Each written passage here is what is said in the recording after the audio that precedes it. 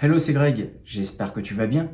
Dans cette vidéo, on va voir les 3 erreurs à ne pas commettre, les 3 erreurs à absolument éviter de faire quand tu souhaites te positionner sur un projet en tant que marchand de biens. Je te dis ça car si aujourd'hui, par exemple, tu débutes ou tu n'as pas beaucoup d'expérience, tu pourrais peut-être commettre une de ces erreurs-là. Donc, il va falloir vraiment absolument éviter de faire ces erreurs si tu souhaites te positionner sur un projet. Également, en fin de vidéo, je vais te partager une erreur bonus en plus des 3 erreurs que je vais te partager. Donc reste bien jusqu'à la fin.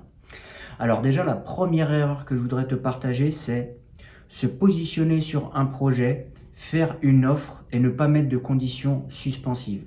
Alors pourquoi je te dis ça? Parfois, tu vas avoir peut-être une bonne affaire qui va devenir à toi. Un commercial, il va t'apporter une bonne affaire ou tu vas trouver une bonne affaire et tu te dis, OK, il y a pas mal de personnes sur le coup. Il y a des particuliers, il y a des marchands de biens. Moi, pour essayer de me différencier un petit peu de tout ça, eh bien, je vais faire une offre sans conditions suspensives. Et le truc, c'est que peut-être que tu as besoin d'obtenir un financement pour mener à bien ce projet-là. Et peut-être également, tu as besoin d'obtenir une autorisation de la mairie pour pouvoir mener à bien ce projet-là.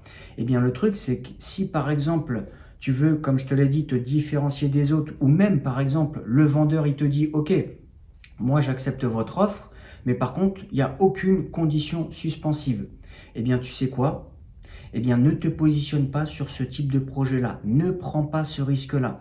Pourquoi je te dis ça? Parce que si tu te positionnes là-dessus sans condition suspensive et qu'au final, tu n'obtiens pas ton financement et que également tu n'obtiens pas les autorisations que tu devais avoir par la mairie, eh bien, comment tu vas faire pour sortir de la vente? Ça, c'est vraiment quelque chose qu'il faut éviter. Et comme je te le dis, si vraiment c'est la seule condition pour que tu puisses te démarquer des autres, ou même que le vendeur t'impose de ne pas mettre de conditions suspensives, eh bien tant pis, c'est pas grave, tu passes à un autre projet. Ok?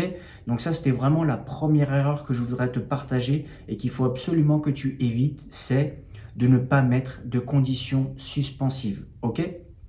Ensuite, la deuxième erreur qu'il va falloir éviter, c'est, et je prends des guillemets quand je dis ça, car peut-être il y aura certains marchands de biens qui sont confirmés, qui ne seront pas d'accord avec ce que je vais dire, mais c'est pas grave, je vais t'expliquer un petit peu le pourquoi du comment.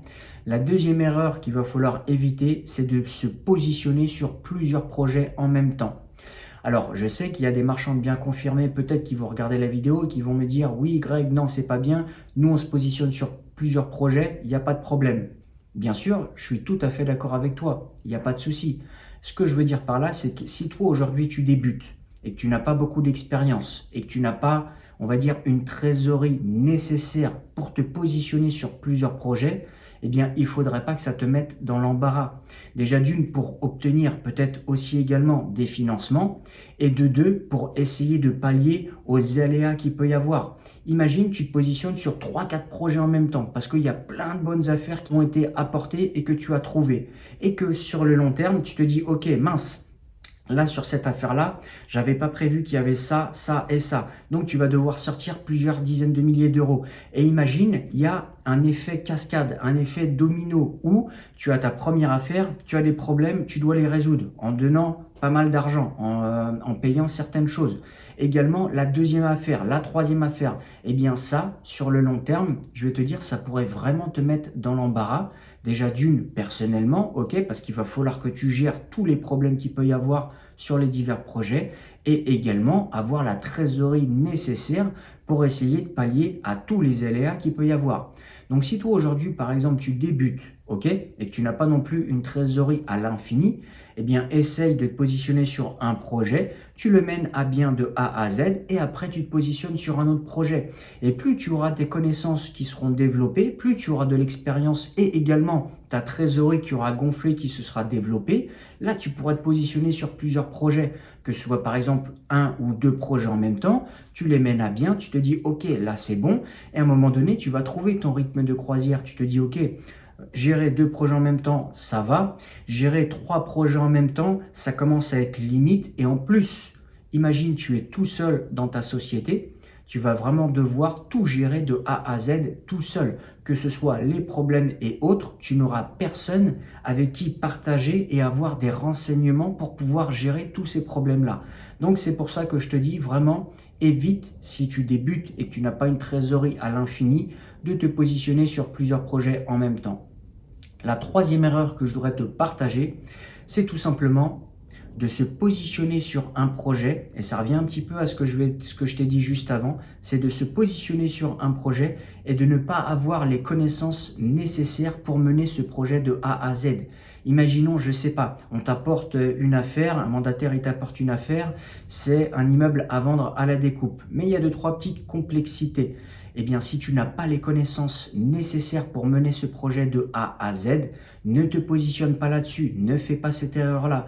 Et également, si tu n'as pas la trésorerie nécessaire, si par exemple on t'apporte un projet à 1 million d'euros qui a, on va dire, je sais pas, 30-40% de marge à faire, si aujourd'hui, toi, tu n'as pas la trésorerie nécessaire pour pouvoir te positionner sur un tel projet, eh bien, c'est pas grave. Ce projet-là, tu le laisses couler, ok? Tu te positionnes sur un autre projet qui correspond à tes connaissances, à ton expérience et également à ta trésorerie, ok? Donc ça, c'était vraiment une autre erreur que je voulais te partager. Une dernière erreur que je vais te partager, c'est une petite erreur bonus, on va dire. C'est en fait les calculs de rentabilité. Évite de faire des erreurs dans tes calculs de rentabilité. C'est très important. En fait, quand tu fais tes calculs de rentabilité, essaye toujours de voir par exemple les frais à la hausse et la vente des biens à la baisse. Qu'est-ce que je veux dire par là? Je veux dire que, imaginons par exemple, quand tu fais tes calculs, tu te dis, ok, bah sur ce projet-là, je vais avoir, je ne sais pas, peut-être 70 000 euros de frais. Eh bien, en fait, au lieu de prendre en compte 70 000 euros de frais, eh bien, essaye de prendre en compte 10 ou 20% en plus. C'est un petit peu comme les travaux. Quand tu vas faire des travaux, que tu auras peut-être, on va dire, je ne sais pas, 100 000 euros de travaux, bah, tu sais qu'en général, tu peux avoir peut-être 10% en plus parce qu'il y a des aléas. Donc là, c'est pareil. Imaginons tu as 70 000 euros de frais dans ton opération. Eh bien, essaye de compter peut-être 80, 85 ou même 90. Comme ça, tu auras une marge, ok? Et par rapport à la vente, imaginons il y a un bien que tu veux vendre 100 000 euros. Tu te dis, ok, celui-là, je peux le vendre 100 000. Ça pourrait être une bonne affaire. Je vais faire une bonne marge. Eh bien, peut-être au lieu de se dire que tu vas le vendre 100 000, dis-toi que peut-être que tu vas le vendre 90 ou 85. Tu vois un petit peu la chose. Bien sûr, je prends des exemples un petit peu légèrement extrêmes pour que tu comprennes, mais c'est très important car on ne sait jamais ce qui peut se passer. Il peut toujours y avoir des aléas et le truc, c'est que c'est très très important d'avoir quand même une marge de sécurité, que ce soit dans les frais ou même que ce soit dans la vente, ok? Donc comme je te le dis, quand tu fais tes calculs de rentabilité, essaye vraiment de voir un petit peu les frais légèrement à la hausse et des fois le prix de vente légèrement à la baisse, ok? Voilà pour cette vidéo, j'espère que ça t'a plu. Je te remercie d'avoir regardé la vidéo jusqu'ici et moi je te dis à bientôt dans une prochaine vidéo. Ciao ciao!